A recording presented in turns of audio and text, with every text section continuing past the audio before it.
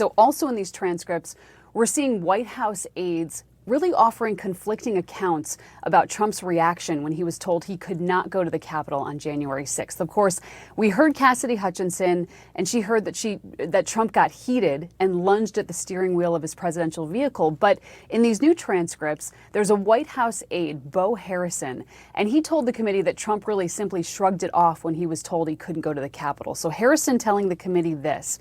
He says, "It was brought to our attention that the president asked, 'Where am I going?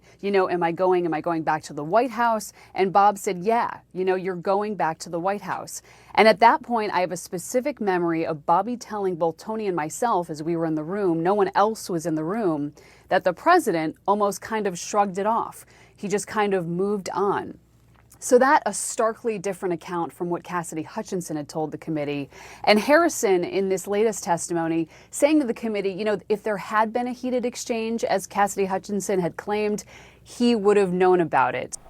So this is precisely why these transcripts are a double-edged sword. There's all sorts of information here that I think prosecutors are going to think helps their case. We've seen examples over the last several days and weeks as these transcripts have come out of details that I think show that this was an intentional plot that implicate Donald Trump and other people. But on the flip side, we're seeing inconsistencies emerge. That's natural. That happens whenever you have a large-scale investigation. But here's a perfect example. Cassidy Hutchinson testified that she was told that Donald Trump had this extreme negative reaction, this powerful response when he was told he couldn't go to the Capitol. Well, now we have two other witnesses saying something different. And so prosecutors first have to figure out, who do we believe? Right. You can't use a witness unless you personally believe them, but then you're going to have an issue. And I believe Cassidy Hutchinson was quite credible on the most part, but you got to stand in front of a jury and you're going to have two other witnesses who undermine her testimony. And that's an issue for prosecutors.